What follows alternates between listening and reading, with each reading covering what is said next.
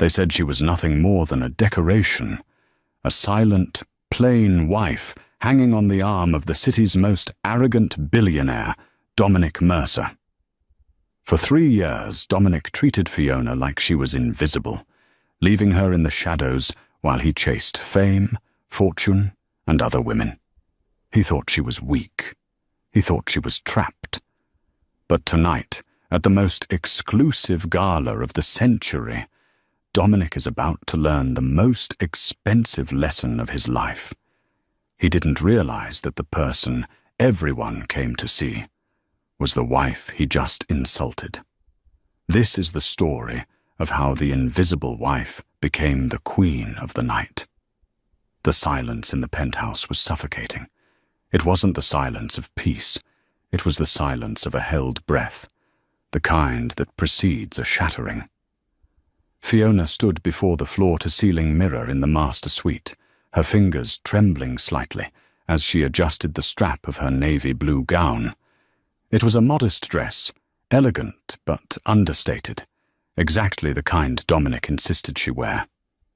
"Don't draw attention," he had told her over breakfast, his eyes glued to his tablet.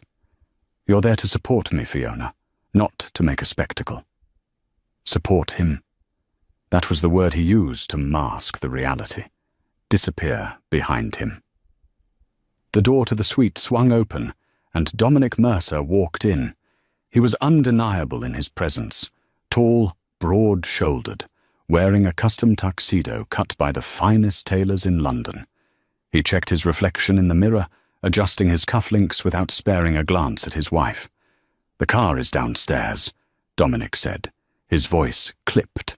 "We're already 10 minutes behind schedule. Winston is going to be there, and I need to corner him before the auction starts." Fiona turned, hoping for a sliver of validation. "How do I look, Dominic?" Dominic paused, finally looking at her. His gaze was critical, scanning her like a balance sheet that wasn't quite adding up. He didn't smile. He didn't soften. He just nodded, a quick, dismissive gesture. "Fine," he said. "Appropriate. Just remember the rules, Fiona.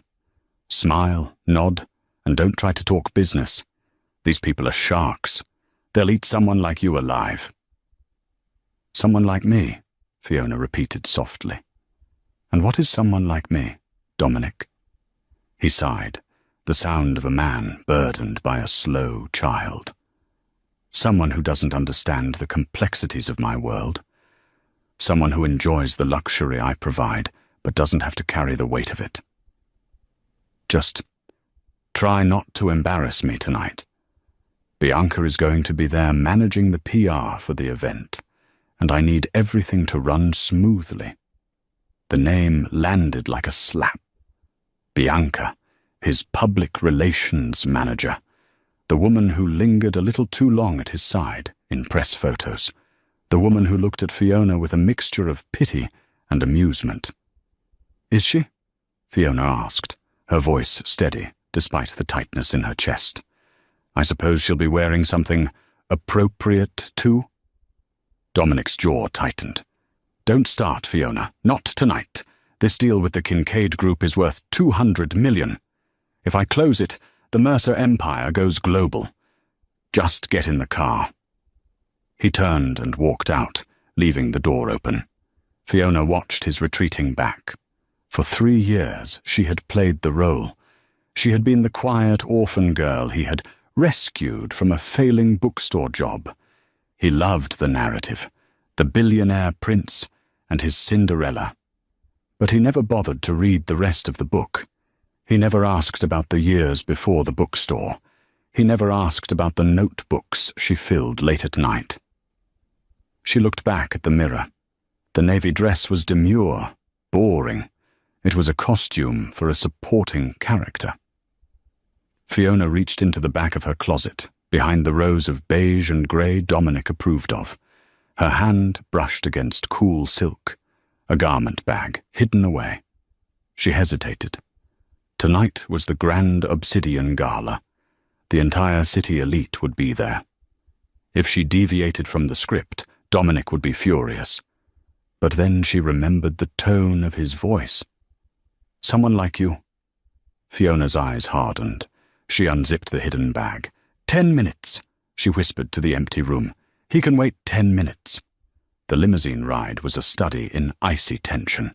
Dominic spent the entire 40-minute drive to the Ritz-Carlton shouting into his phone, barking orders at his assistants. Fiona sat opposite him, her trench coat buttoned all the way to her chin, concealing what lay beneath. When they arrived, the flashbulbs were blinding. The paparazzi swarmed the entrance like moths to a flame. "Dominic! Dominic!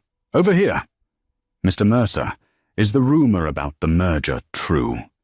Dominic put on his public face instantly, a charming, confident smile that didn't reach his eyes. He stepped out, buttoning his jacket, and waved.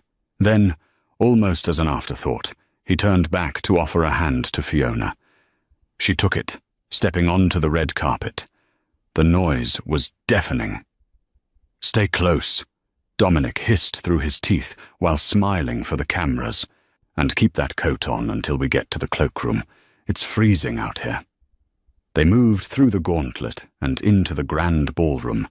It was a sea of diamonds, velvet, and ruthless ambition. Waiters circulated with champagne trays, and the air smelled of expensive perfume and old money. Almost immediately, a woman approached them. She was striking, wearing a dress that was little more than shimmering silver straps and daring cutouts. It was Bianca. "Dom!" she exclaimed, ignoring Fiona entirely. She placed a hand on his arm, her nails painted a sharp crimson. "Thank God you're here.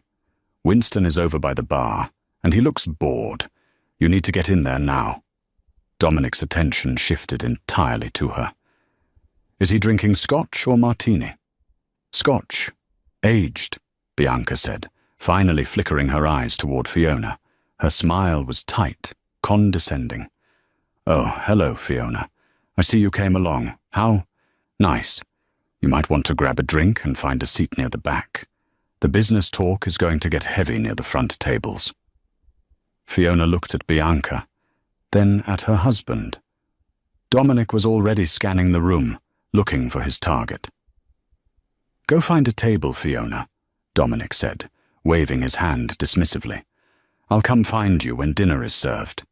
Bianca needs to brief me on the talking points." "You're leaving me here?" "Alone?" Fiona asked. "You're not a child," Dominic snapped, his patience snapping. "Just sit down and don't talk to anyone important. I have work to do." He turned his back on her. He walked away with Bianca, their heads bent together, laughing at something she whispered. Fiona stood alone in the middle of the foyer. People brushed past her. She heard whispers. "That's Mercer's wife, right?" "The quiet one. Poor thing, she looks like a nanny. Look at him with Bianca. It's hardly a secret anymore, is it?" Shame burned in her cheeks, hot and sharp. But beneath the shame, something else was kindling. It was the same fire that had kept her alive when she lost her parents at 18. It was the fire that drove her to study until her eyes blurred, even when she had no money for tuition. She wasn't a nanny. She wasn't a charity case. She saw the cloakroom attendant, a young man named Leo, whom she recognized from previous events. He looked at her sympathetically. "Mrs. Mercer, can I take your coat?" Fiona looked at Dominic's retreating figure. He was laughing, clinking glasses with a group of investors. He looked powerful. He looked untouchable. She looked at Leo. A slow, dangerous smile spread across her lips. "Yes, Leo," she said. "Take it. Burn it if you want." She undid the buttons of the trench coat. The heavy wool slid off her shoulders and pooled on the floor. The chatter in the immediate vicinity didn't just stop, it evaporated. Underneath the drab coat, Fiona wasn't wearing the navy blue dress. She was wearing a gown of pure, liquid gold. It was strapless, hugging her curves with architectural precision, the fabric shimmering as if it were alive. It was bold. It was regal. and it was a design that no one in this room could buy, because it was a one-of-a-kind creation by Elara, the mysterious, anonymous designer that every celebrity in Hollywood was trying to find. But the dress wasn't the only shock. Around her neck sat a necklace that made the chandeliers look dim. It was a cascade of sapphires and diamonds, a piece so distinct and historical that it belonged in a museum. Fiona lifted her chin. She didn't look like a nervous housewife anymore. She looked like an empress who had just claimed her throne. "Leo," she said, her voice clear and commanding. "Where is the VIP organizer? I believe I have a keynote speech to give." Leo's jaw dropped. You are the keynote speaker." "The program lists the speaker as the architect," Fiona said smoothly. "That would be me." She turned and walked toward the ballroom floor. The sound of her heels on the marble was rhythmic, purposeful. As she entered the main hall, heads turned, not one by one, but in waves. The conversation died down, replaced by a collective gasp. Dominic was standing near the bar, laughing at a joke Winston had made. He saw Winston's eyes widen. He saw Winston's gaze drift over his shoulder. "Good Lord," Winston muttered. "Who is that?" Dominic frowned. He hated when Winston was distracted. "Probably some actress trying to get attention. Ignore her, Winston. About the merger." "No, Dominic," Winston said, putting his glass down. "Look." Dominic turned around, annoyed. His breath hitched in his throat. He blinked, sure that he was hallucinating. Walking through the center of the room, parting the crowd like the Red Sea, was a vision in gold. The woman carried herself with a terrifying grace. She was radiant. She was magnificent. And she was his wife. Dominic Mercer felt a sensation he hadn't experienced in years. Panic. It started in his chest and clawed its way up his throat.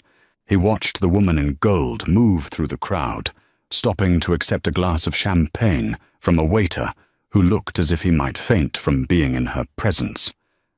"Dominic," Bianca hissed, her nails digging into his tuxedo sleeve. "Who is that? Why is she wearing that? You told me she was a mouse."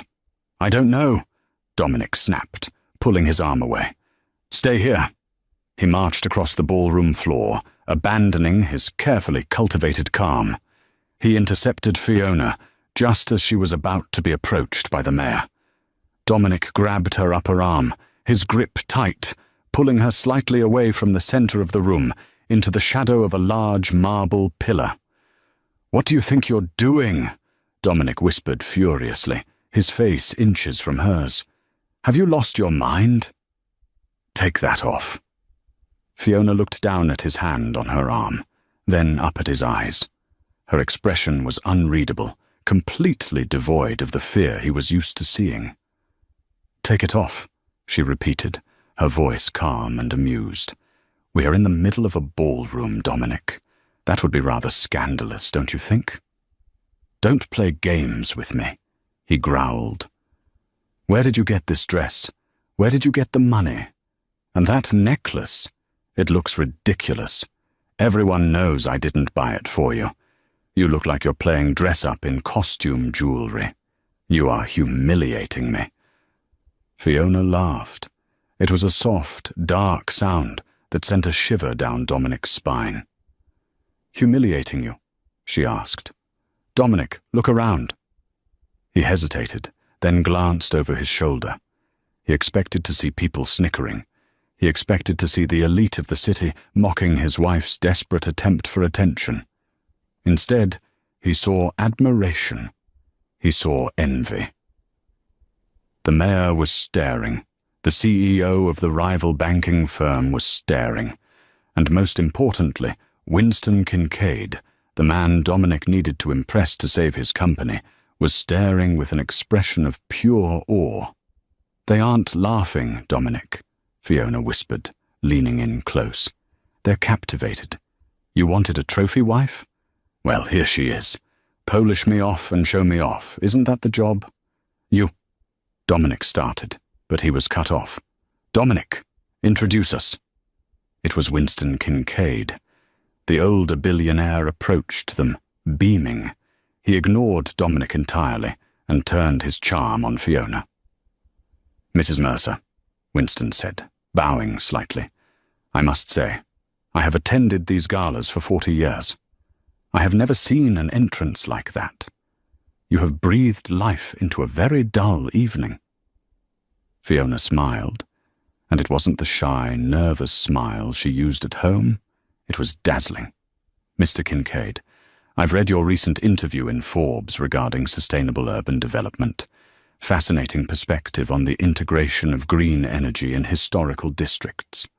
Dominic froze. She read Forbes? Since when did she read anything other than romance novels? Winston's eyebrows shot up. You read that? Most people found it dry. I'm impressed. I didn't know your husband took an interest in my eco-initiatives. Oh, he doesn't, Fiona said smoothly, glancing at Dominic with a look that could cut glass. Dominic prefers the bottom line. I prefer the horizon. Winston roared with laughter, clapping Dominic on the back. She's sharp, Mercer. You've been hiding her away. Why? Afraid she'd outshine you? Dominic forced a stiff smile. Fiona is full of surprises tonight. Bianca appeared at Dominic's elbow, sensing that she was losing her territory. She looked Fiona up and down, her eyes narrowing on the necklace. It is a lovely costume, Fiona, Bianca said, her voice dripping with fake sweetness. But aren't you worried that big blue stone is a bit much? It looks a bit heavy. Perhaps you should take it off before you strain your neck. Costume jewelry can be so clunky. The circle of listeners went quiet. It was a direct insult, implying the gems were fake. Fiona turned her gaze to Bianca. She didn't get angry. She didn't flush. She simply reached up and touched the center sapphire. This isn't costume jewelry, Bianca, Fiona said quietly, but her voice carried. This is the heart of the ocean's sister. It was commissioned in 1912. It has been in a private vault in Geneva for 50 years. It was released only yesterday. Bianca scoffed. And we're supposed to believe Dominic bought you a historic artifact? Please. Dominic didn't buy it, Fiona said. Then who did? Dominic demanded, his jealousy flaring. Who bought you that necklace, Fiona? Fiona looked him dead in the eye. I did. Silence descended on the group. Dominic stared at her. You? With what money? The allowance I give you for groceries? No, Fiona said, her voice hardening. With the money I earned. You see, Dominic, while you were busy working late with Bianca, I was working too. But we can discuss my resume later. Right now, the Master of Ceremonies is calling for everyone to take their seats. I believe the keynote speaker is about to begin. She turned and walked away, leaving Dominic, Bianca, and Winston standing in her wake. Curious, Winston mused, watching her go. Very curious. Mercer, if you don't treat that woman right, someone else will. Dominic grit his teeth. He felt like the ground was shifting beneath his feet. He had to regain control. He grabbed Bianca's hand. Come on, let's sit. I'm going to get to the bottom of this farce as soon as we get home. The grand ballroom was dimly lit, the spotlights focused on the center stage. Hundreds of guests sat at round tables draped in white linen. Dominic sat at the front table, reserved for platinum donors, with Bianca on his left and an empty chair on his right, where Fiona should have been. Where did she go? Dominic muttered, checking his watch. She's making a scene by not being at the table. Maybe she went to the bathroom to cry, Bianca whispered, sipping her wine. You were pretty harsh with her. She probably realized she's out of her depth. On stage, the host tapped the microphone. Ladies and gentlemen, the voice boomed. "Tonight is a night of revelation. For the past 3 years, the city's skyline has been transforming. The new Opera House, the Solaris Tower, the renovation of the West District. All of these masterpieces were designed by a single firm. A firm known only as Vertex Designs, led by an anonymous genius known to the industry only as the Architect." A murmur of excitement went through the crowd. Everyone knew Vertex Designs. They were the hottest architecture firm in the country.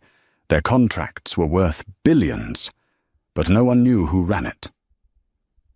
"Tonight," the host continued, "to celebrate the launch of the Obsidian Charity Fund, the Architect has agreed to reveal their identity and auction off the blueprints for the upcoming Sky Bridge project." Dominic leaned forward. "This is it," he whispered to Bianca. "If I can buy those blueprints, the Kincaid deal is sealed. I need to know who this architect is, so I can make them an offer before the bidding starts." "Please welcome," the host shouted, gesturing to the curtains, "the CEO and lead designer of Vertex Designs." The heavy velvet curtains parted. Dominic raised his glass, ready to toast the old man or eccentric artist he expected to walk out. A figure stepped into the spotlight. The gold dress shimmered like liquid fire. The sapphires at her throat caught the light, sending blue fractals dancing across the room. It was Fiona. Dominic's glass slipped from his fingers. It hit the table, shattering, red wine soaking into the white tablecloth. He didn't even notice. "No," he whispered. "That's impossible." Fiona walked to the podium. She adjusted the microphone, her poise absolute. She looked out over the crowd, her eyes scanning the darkness until they landed on the front table. On Dominic. "Good evening," she said. Her voice was amplified, rich and confident. The voice of a woman who commanded boardrooms, not a woman who asked for permission to buy new curtains. "I am Fiona Mercer, but in the world of design, you know me as the Architect." The room erupted. Gasps, applause, and shocked whispers filled the air. "She's the Architect? Mercer's wife? The quiet one? My God, she designed the Solaris Tower." Dominic felt like he couldn't breathe. The Solaris Tower. He had praised that building for months. He had told Fiona over dinner, while ignoring her, that the man who designed it was a visionary. He had been calling his own wife a visionary without ever looking at her. On stage, Fiona continued. "For years I have worked from the shadows. I allowed my work to speak for itself. But recently, I realized that silence is not always a virtue. Sometimes, silence is just submission, and I am done submitting." She clicked a remote in her hand. A massive screen behind her lit up, displaying a complex, beautiful 3D rendering of a futuristic bridge connecting the city's financial district to the harbor. "This is the Sky Bridge," Fiona said. "It is my masterpiece. It utilizes solar skin technology and wind harvesting support beams. It is the future of this city." She paused, letting the image sink in. "Usually, I would auction this to the highest bidder," she said. "However, tonight is different. Tonight, I am looking for a partner. A partner who understands value, not just price." She looked directly at Dominic again. The camera crews zoomed in on her face, projecting her intense gaze onto the side screens. "My husband," she said, the word hanging in the air. "Dominic Mercer has been trying to close a deal with the Kincaid Group to develop the harbor. He believes that money is the only language that matters." Dominic went pale. She was airing their business in front of everyone. "But Mr. Kincaid," Fiona said, turning her head to where Winston sat in the front row, "I know that you value integrity. You value vision. And you value respect." Winston stood up slowly, his eyes locked on Fiona. "I do," Winston called out, his voice booming without a microphone. "Then I have a proposal," Fiona said. "I am the owner of the land the Sky Bridge sits on. I bought it 3 years ago under the name Vertex Designs. Dominic, you have been trying to buy that land for 6 months, haven't you? You've been screaming at your assistants because the anonymous owner wouldn't sell." Dominic slumped in his chair. He had cursed the owner of that land every day. It was her. It was her the whole time. "I am willing to sign the land and the design over to the Kincaid Group," Fiona announced, "for free." The crowd gasped. "Free?" someone shouted. "On one condition," Fiona said, her voice turning into steel. "The contract will stipulate that the Mercer Corporation, and specifically Dominic Mercer, is barred from any involvement in the project. He is blacklisted from the development." The shockwave hit Dominic like a physical blow. She wasn't just embarrassing him. She was destroying his career. This deal was supposed to save his company from bankruptcy. Without it, he was finished. "You can't do this!" Dominic screamed, jumping up from his chair. He ignored the wine dripping from his lap. "Fiona, stop this madness!" "Security," Fiona said calmly into the microphone. "Please ask the heckler to sit down. He's interrupting the presentation." 2 large security guards stepped toward Dominic. He looked around wildly. Bianca had already scooted her chair away from him, looking at him like he was a contagion. Winston Kincaid walked up to the edge of the stage. He looked at Dominic, then up at Fiona. "Mrs. Mercer," Winston said, "or should I say, Ms. Architect, you have a deal." Fiona smiled. "Thank you, Winston. Now, if you'll excuse me, I have a party to enjoy, and I believe my husband has some bankruptcy papers to file." She stepped back from the podium as the room erupted into thunderous applause. Not for Dominic, but for the woman who had just crushed him. Dominic stood there, the applause ringing in his ears like a death knell. He looked at Fiona, really looked at her, for the first time in years, and he realized with a sickening jolt that the woman he had ignored was the most powerful person in the room. And he had just lost her. But the night wasn't over. Fiona had one more secret to reveal. The applause eventually died down, replaced by a buzzing energy that filled the room. The atmosphere had shifted entirely. Dominic Mercer was no longer the king of the jungle. He was the wounded gazelle, and the predators were circling. Dominic stood frozen near the stage, his face flushed with a mixture of rage and humiliation. He watched Fiona descend the stairs, surrounded immediately by admirers. Winston Kincaid was shaking her hand vigorously. The mayor was waiting his turn. Photographers were fighting for angles. Dominic felt a hand on his shoulder. He turned, expecting comfort from Bianca. "Well," Bianca said, her voice icy. She was clutching her clutch bag, looking at him with undisguised disdain. "That was educational." "Bianca," Dominic stammered, grabbing her arm. "You have to help me fix this. Go talk to the press. Spin this. Say she's mentally unstable. Say she stole the designs from me." Bianca laughed, a harsh, dry sound. She pulled her arm away, smoothing the silk of her dress where he had touched it. "Spin it?" Bianca asked incredulously. "Dominic, she just proved she owns the land you need to survive. She proved she designed the buildings you took credit for. There is no spin. You're finished." "I'm still Dominic Mercer," he shouted, drawing a few stairs. "I have assets. I have." "You have debt," Bianca cut in. "Everyone knows the company is leveraged to the hilt waiting for this Kincaid deal. Without it, the banks will call in your loans by Monday morning. I'm a PR manager, Dominic. My job is to manage reputations, not resurrect corpses. I don't date bankrupt men." She didn't even say goodbye.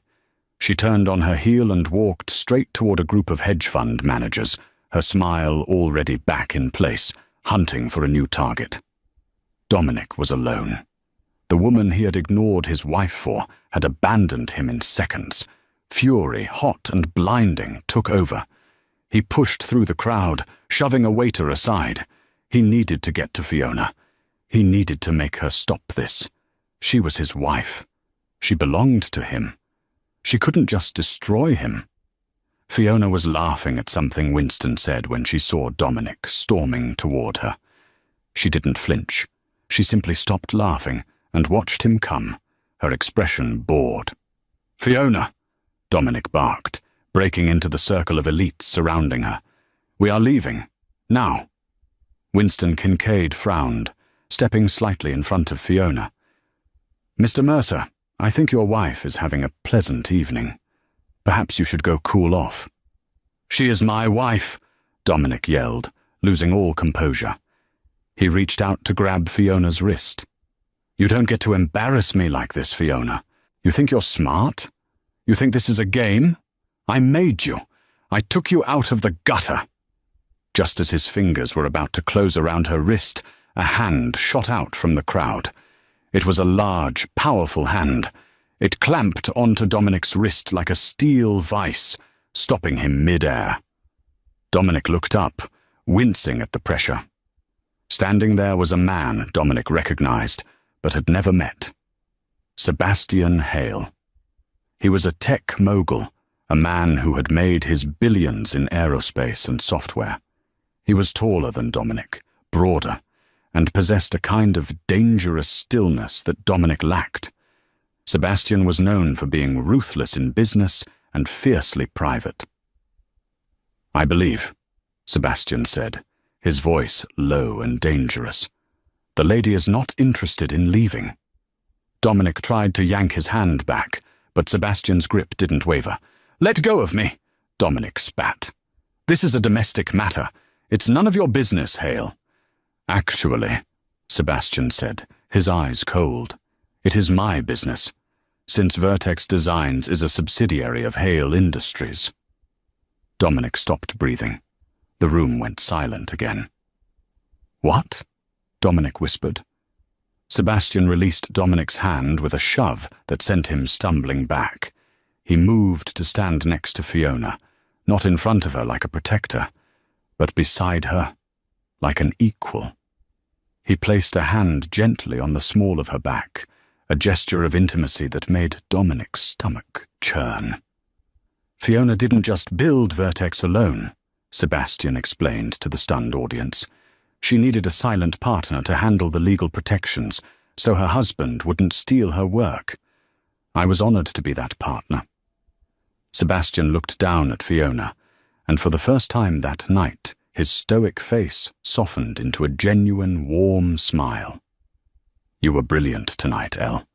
The projection mapping was a nice touch." "Thank you, Seb," Fiona said, smiling back at him with a familiarity that shattered Dominic's heart. "I thought the bridge looked good in blue." "Seb?" Dominic choked out. You know him." Fiona looked back at Dominic, her eyes hard again. "Sebastian and I went to university together, Dominic, on full scholarships. While you were partying on your father's money, we were studying in the library until 3 a.m. He's been my best friend for 10 years. "Best friend?" Dominic accused, pointing a shaking finger. "You've been cheating on me, you hypocrite." Sebastian stepped forward, his fists clenching, but Fiona put a hand on his chest to stop him. "Cheating?" Fiona laughed. "Dominic, Sebastian has never touched me inappropriately. Unlike you and Bianca. Unlike you and your secretary last year. Unlike you and the endless list of women I've known about since our honeymoon." You knew?" Dominic faltered. "I know everything, Dominic," Fiona said softly. "I know about the offshore accounts you tried to hide. I know about the loans you took out in my name, which, by the way, was fraud.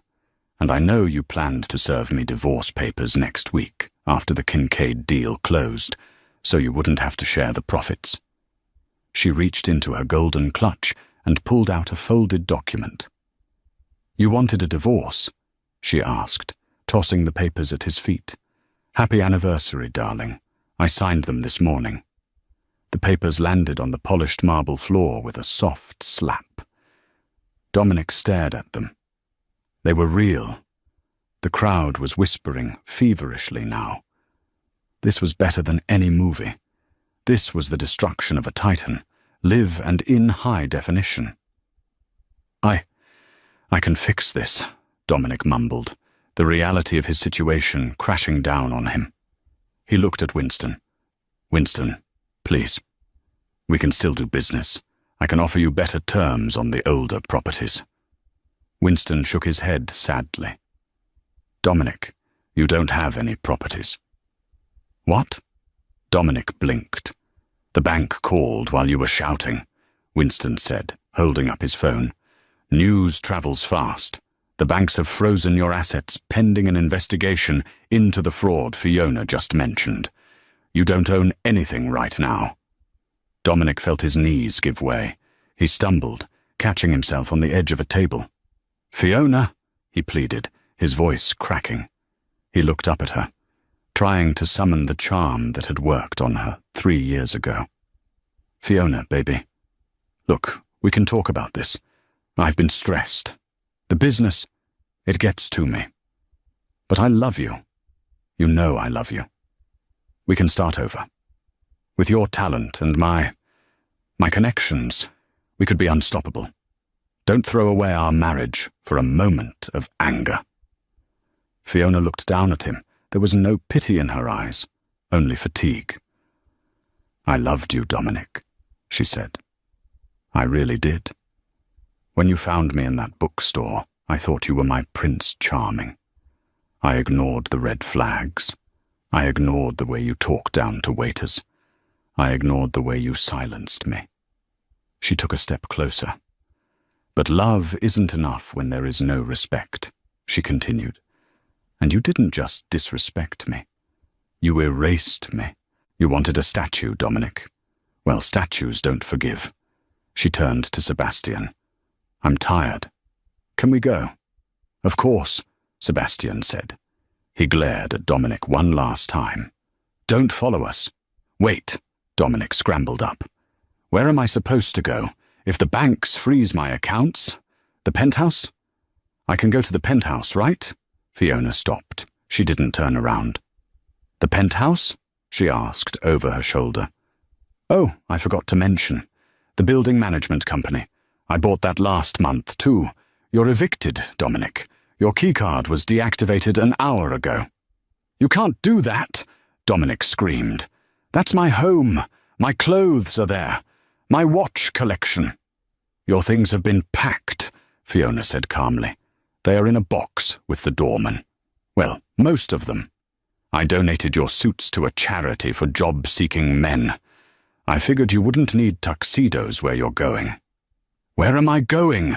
Dominic yelled, tears streaming down his face now. Fiona turned back one last time.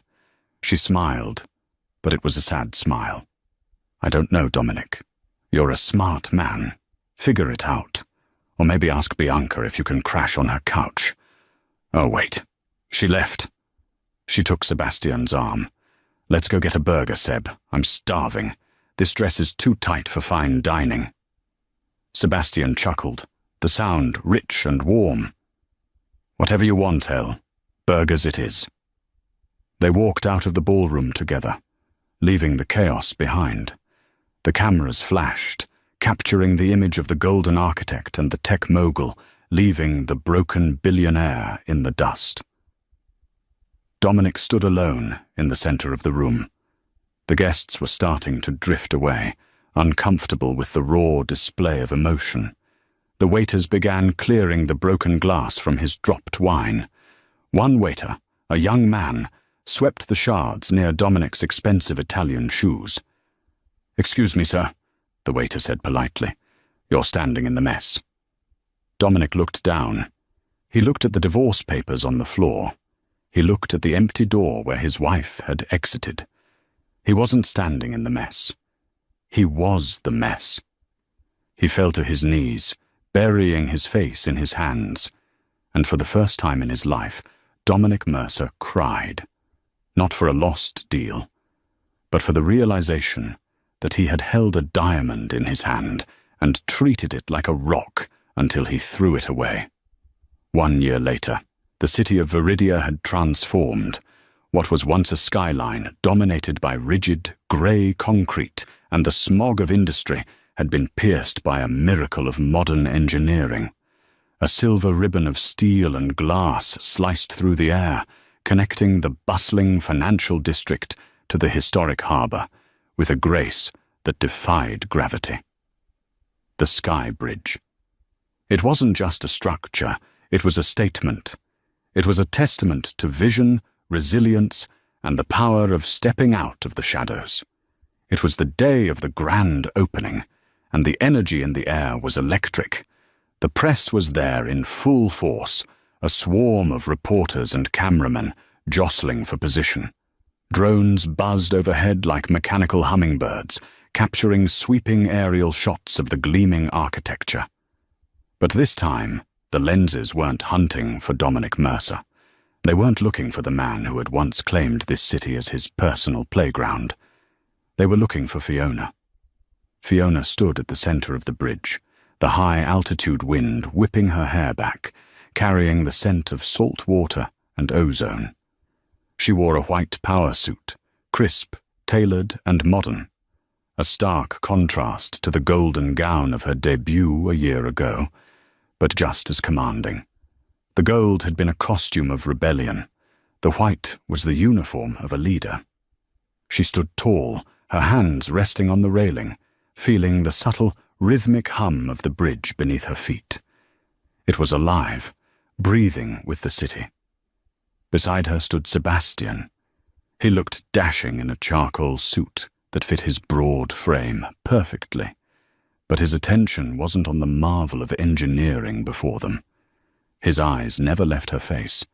He watched her with a mixture of pride and something deeper, something that had simmered quietly for a decade. "Nervous?" Sebastian murmured, leaning in close so only she could hear over the roar of the wind and the distant chatter of the crowd. Fiona turned to him, her smile slow and genuine. She looked out at the water, where the sunlight danced on the waves like shattered diamonds. "No," she said softly. "I built this, Seb. I calculated every stress point, every load-bearing vector. I know it will hold." Sebastian grinned, the corner of his eye crinkling. "I wasn't talking about the bridge." Fiona laughed, a free, unburdened sound that seemed to float up into the clouds. Life had been a whirlwind since that fateful night at the Obsidian Gala. Vertex Designs had exploded, becoming the most sought-after architecture firm in the country. She was no longer just a rumor or a ghostwriter for her husband's ego. She wasn't just the architect anymore. She was Fiona Mercer, though soon to change that name, a celebrity in her own right, a symbol of female empowerment, and a philanthropist who actually cared about the causes she funded. But amidst the triumph, there was always the shadow of the past. Fiona scanned the crowd gathered far below on the harbour promenade. Thousands of people had come to watch the ribbon cutting. From this height, they were a mosaic of colours and movement. Tourists pointing cameras, locals pushing strollers, construction workers in high-vis vests, beaming with pride at what they had built. Her gaze drifted, almost instinctively, to the fringes of the crowd. In the back, near a steaming hot dog vendor, a man stood alone. He wore a faded grey windbreaker that had seen better days, the zipper stuck halfway up. He looked older than his 35 years, his posture slumped, as if the weight of the sky was pressing down on him. His hair, once styled with expensive product, was thinning and unkempt, blown messily by the harbour breeze. He hadn't shaved in days, the stubble greying and patchy. He held a tablet in his hands, but it wasn't the sleek, ultra-thin, top-of-the-line model he used to brandish like a weapon in boardrooms. It was an old, cracked model, likely bought second-hand or salvaged from a pawn shop. It was Dominic. He wasn't there to cause a scene. He didn't have the energy, the money, or the arrogance for that anymore. After the gala, the fall had been swift, brutal, and absolute. The fraud investigation Fiona had triggered had stripped him of everything. The penthouse with the view he never appreciated, the fleet of luxury cars he rarely drove, the stock portfolio he obsessively checked, all seized to pay back the creditors he had defrauded. He had avoided jail time only by the skin of his teeth, pleading guilty and liquidating every single asset he had hidden in offshore accounts. Now Dominic Mercer, the former Prince of Viridia, worked as a mid-level shift manager at a logistics warehouse on the outskirts of the city. It was a 9-to-5 grind of clipboards, angry truck drivers, and fluorescent lights. He clocked in, he clocked out. He lived in a small, drafty studio apartment in the East End, the very district he used to mock for its grime and lack of potential. He stood there now, watching the giant LED screens set up on the promenade, broadcasting the ceremony live. He saw the high-definition close-up of Fiona's face. He saw the way her eyes sparkled when she spoke about connecting communities. He saw her laugh at something Sebastian whispered, and he saw the way she looked at Sebastian.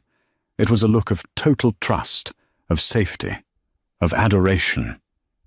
It was a look Dominic had never earned, and certainly never received. "She looks happy," a voice said beside him. Dominic jumped, nearly dropping his cracked tablet. He turned to see an older man standing next to him, wearing a nondescript baseball cap and sunglasses to blend in with the tourists. But the voice was unmistakable. "Mr. Kincaid," Dominic stammered, instinctively straightening his spine, a reflex from a life he no longer lived. I didn't know you'd be down here with the regular people." Winston Kincaid adjusted his sunglasses, looking up at the silver arc of the bridge cutting through the blue sky. "The view is better from here," Winston said, his tone contemplative. "From down here, you can see the foundation. You can see the pillars. You can see what actually holds it up." He glanced sideways at Dominic, his expression unreadable. "Something you never bothered to look at, Dominic. You were always too busy looking down from the penthouse." Dominic flinched. The truth stung more than the wind. He looked down at his scuffed shoes, cheap leather that pinched his toes. "I know," he whispered, his voice hoarse. "You don't have to rub it in, Winston." "I'm not," Winston said softly, turning to face him fully. "I'm just glad to see you're still standing. Some men wouldn't have survived the fall you took. It takes a certain kind of strength to start over from zero." "I almost didn't," Dominic admitted, the confession tumbling out before he could stop it. "There were nights. Well, it doesn't matter now." He looked back at the giant screen. Fiona was holding a large pair of ceremonial scissors. Sebastian's hand was placed gently over hers, guiding her, supporting her. The image was a portrait of partnership, something Dominic had never understood. "She really was the genius behind it all, wasn't she?" Dominic murmured, half to himself. "All those years, I thought she was just scribbling in notebooks. I thought she was wasting time on little hobbies. I told her that, you know. I told her she was wasting paper." "You saw what you wanted to see," Winston replied, his voice lacking judgment but heavy with truth. "We all do, sometimes. We see the world through the lens of our own ego. But now, the lens is broken. Now, you see the truth." On the screen, Fiona smiled, a radiant, conquering smile, and cut the ribbon. The crowd around them roared. Confetti cannons fired from the bridge's suspension cables, filling the sky with a blizzard of gold and silver paper that drifted down like snow. Children squealed, chasing the shiny scraps. Dominic felt a hard, painful lump form in his throat. He remembered the last thing he had said to her in that ballroom, desperate and cruel, that she was nothing without him, that he had made her. He realized now, with a clarity that broke his heart, that he had been the anchor dragging her down. He was the dead weight. Without him, she hadn't just floated. She had soared into the stratosphere. "I should go," Dominic said abruptly, turning up the collar of his windbreaker. The celebration felt too bright, too loud for a ghost like him. "My shift starts in an hour. If I'm late, they dock my pay." "Good luck, Dominic," Winston said, offering a small, sad nod. Dominic turned and walked away. He forced himself not to look back at the bridge. He didn't look back at the flashing cameras or the woman in white. He just walked toward the subway station, head down, merging into the stream of commuters. He was just another anonymous face in the crowd, another cog in the machine, learning the hard way that the greatest luxury in life isn't money or power or a view from the top. It's having someone who sees you, truly sees you, for who you are. And he had been blind until it was too late. Up on the bridge, the ceremony was winding down. The VIPs were moving toward the reception tent, where champagne and canapes awaited. The wind had picked up, but it felt invigorating, not cold. Sebastian stopped Fiona as she turned to follow the mayor. He pulled her gently toward the railing, away from the microphones. "Wait," he said, his voice dropping to a serious register. "There's one more thing, before the madness of the party starts." "We're on a tight schedule, Seb," Fiona teased, checking her watch, though her heart picked up a beat at the intensity in his eyes. "The governor is waiting." Sebastian ignored the schedule. He reached into the inner pocket of his jacket. He didn't pull out a velvet ring box. That was too cliché, too performative for them. Instead, he pulled out a small, folded piece of paper. It was yellowed with age, the edges worn soft and fuzzy. Fiona took it, her brows knitting in confusion. Her hands shook slightly as she unfolded the fragile paper. It was a napkin. A cheap brown paper napkin from the university cafeteria, dated 10 years ago. On it, drawn in fading blue ballpoint ink, was a rough, almost childish sketch of two stick figures standing on top of a suspension bridge. Underneath the drawing, in Sebastian's messy, familiar handwriting, it read, "One day you'll build it, and I'll be there to see it." The breath left Fiona's lungs in a rush.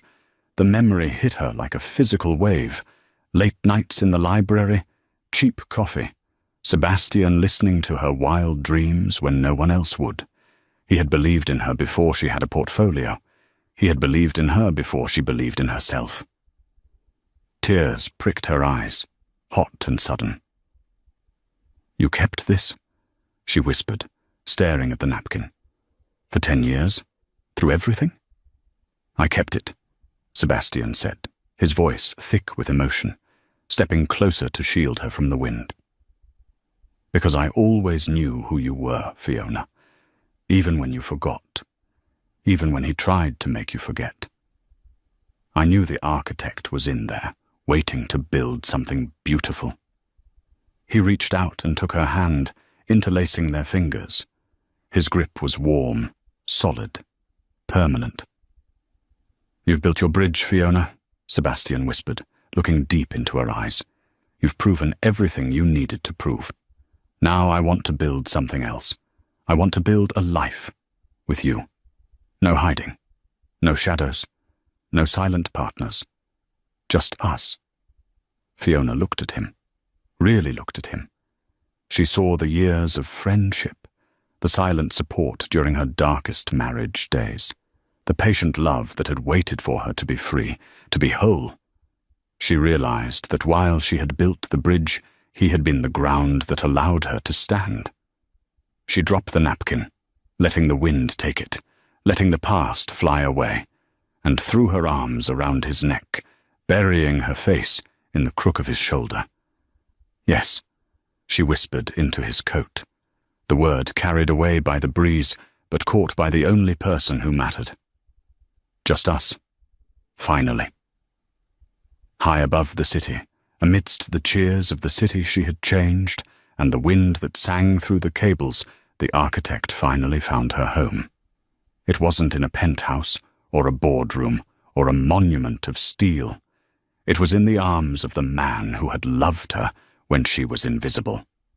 And as the sun began to set over the Viridia harbour, painting the sky in breathless shades of gold and violet, Fiona Mercer, soon to be Fiona Hale, smiled. She had shocked the world, she had humbled a billionaire, but most importantly, she had found herself. The statue had crumbled to dust. The woman had risen. What an incredible journey. From being treated like a piece of furniture to revealing herself as the brilliant mind behind the city's greatest architecture. Fiona's story is the ultimate proof that you should never underestimate the quiet ones. Dominic learned the hard way that when you treat a diamond like glass, you're bound to get cut when it shatters. So, what do you think? Did Dominic deserve a second chance, or was his punishment fitting? And would you have chosen the loyal best friend Sebastian over the wealthy husband? Let me know your thoughts in the comments below. If you enjoyed this story of revenge, success and true love, please smash that like button, share this video with your friends, and don't forget to subscribe and hit the notification bell so you never miss a new story. Thanks for watching, and see you in the next drama.